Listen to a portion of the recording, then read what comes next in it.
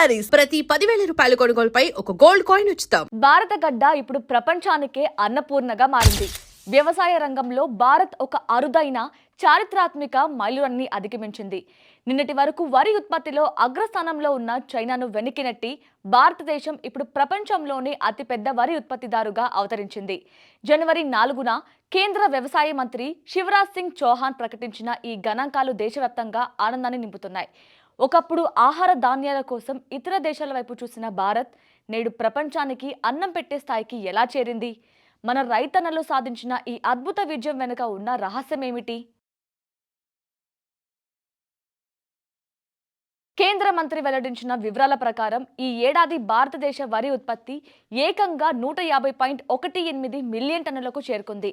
ఇదే సమయంలో దశాబ్దాలుగా అగ్రస్థానంలో ఉన్న చైనా ఉత్పత్తి 145.28 మిలియన్ టన్నుల వద్దే నిలిచిపోయింది.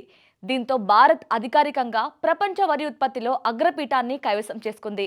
ఇది కేవలం అంకెలకు సంబంధించిన విజయం మాత్రమే కాదు, దేశ ఆహార భద్రతలో మనం సాధించిన స్వయం సమృద్ధికి నిదర్శనం.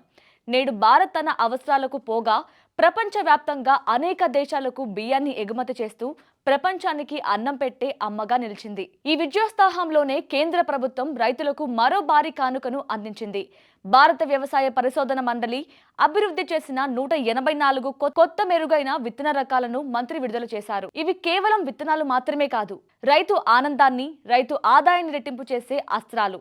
వీటి ప్రత్యేకతలు ఏమిటంటే అధిక దిగుబడిని ఇవ్వడం, తెగుళ్లు వ్యాధులను తట్టుకునే శక్తి కలిగి ఉండటం, తక్కువ నీటితో కరువు పరిస్థితుల్లో కూడా పండటం, వాతావరణ మార్పులకు తట్టుకొని నిలబడటం లాంటివి తయారు చేశారు. 2014 నుండి ఇప్పటి వరకు మోదీ ప్రభుత్వం దాదాపు 3,236 అధిక దిగుబడినిచ్చే రకాలను ఆమోదించింది.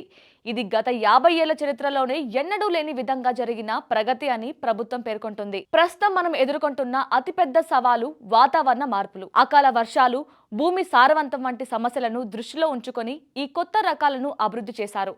ఇవి సహజ మరియు సేంద్రియ వ్యవసాయానికి కూడా ఎంతో తోడ్పడతాయి. రసాయనాల వాడకాన్ని తగ్గించి నాణ్యమైన ఆహారాన్ని పండించడమే లక్ష్యంగా శాస్త్రవేత్తలు వీటిని రూపొందించారు. గేజెట్ నోటిఫికేషన్ ప్రక్రియ మొదలైనప్పటి నుండి ఇప్పటి వరకు 7,205 పంట రకాలను భారత్ నోటిఫై చేయడం మన పరిశోధన సామర్థ్యానికి నిదర్శనం. ఒకప్పుడు ఆకలితో అలమటించిన భారత్ నేడు ప్రపంచ దేశాల ఆకలి తీర్చే స్థాయికి ఎదగడం ప్రతి భారతీయుడు గర్వించదగ్గ విషయం. మన రైతుల కష్టం, శాస్త్రవేత్తల కృషి వల్ల ఈ అద్భుత విజయం సాధ్యమైంది. మరి ప్రపంచ వరి ఉత్పత్తిలో భారత్ నంబర్ 1గా నిలవడంపై మీ అభిప్రాయం ఏంటి? కామెంట్ చేయండి.